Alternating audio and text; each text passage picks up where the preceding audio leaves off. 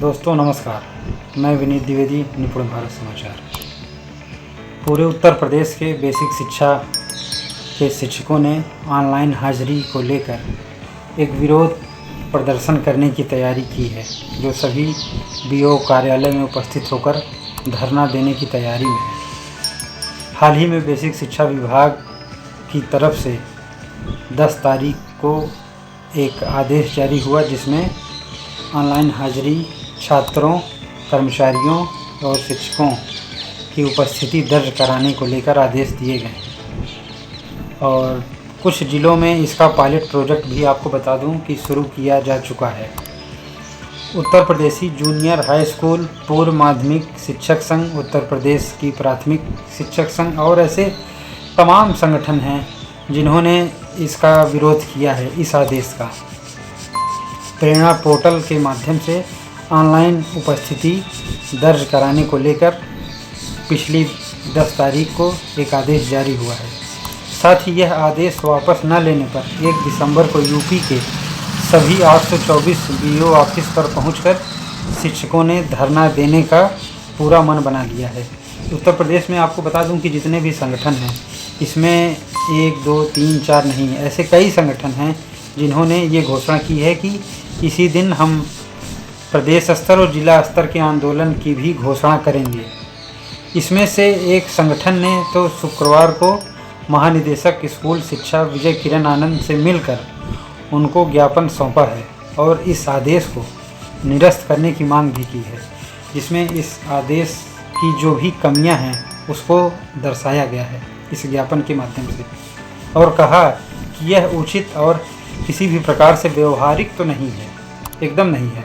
संगठन के पदाधिकारियों ने कहा कि प्रेरणा ऐप, जिसके संबंध में लेटर जारी हुआ है कि हाजिरी ली जानी है, इसी प्रेरणा ऐप को लेकर 3 सितंबर 2019 को तत्कालीन बेसिक शिक्षा मंत्री सतीश द्विवेदी की अध्यक्षता में एक बार बैठक हुई थी संगठनों के साथ, जिसमें प्रेरणा ऐप की कमियों के बारे में विस्तार से बताया गया था। साथ ही इस प्रेरणा ऐप को पर्सनल मोबाइल में डाउनलोड करने तक से मना कर दिया गया था और इसको इनकार किया गया था उस बैठक के माध्यम से।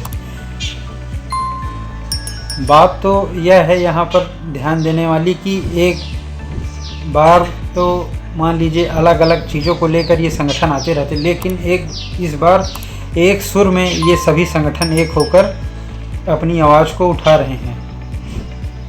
और जो मीटिंग हुई थी सतीश द्विवेदी जी की अध्यक्षता में, उसमें आश्वस्त किया गया था कि प्रेरणा ऐप से बेसिक शिक्षकों की उपस्थिति नहीं ली जाएगी, मगर 4 साल बाद उसी निर्णय से मुकर रही है सरकार और इस प्रेरणा ऐप के जरिए शिक्षकों की उपस्थिति दर्ज करने का आदेश भी दे दिया है।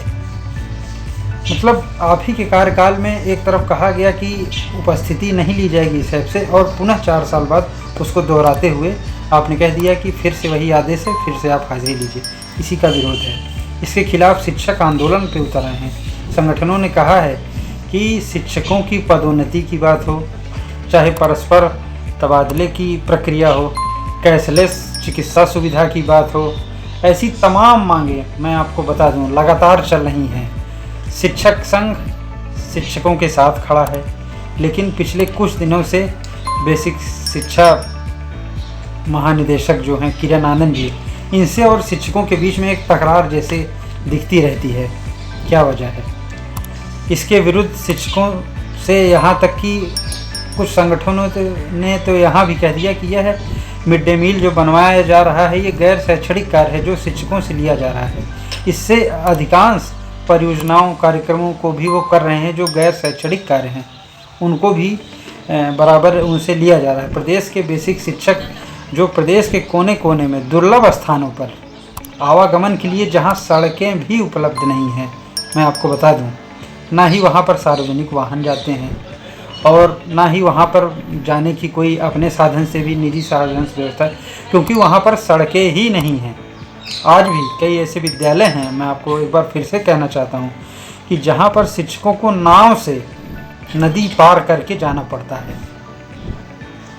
कहने को तो हम 21वीं सदी में चल रहे हैं दूर दराज के ऐसे कई विद्यालय हैं जहां पर इंटरनेट की भी समुचित व्यवस्था नहीं है।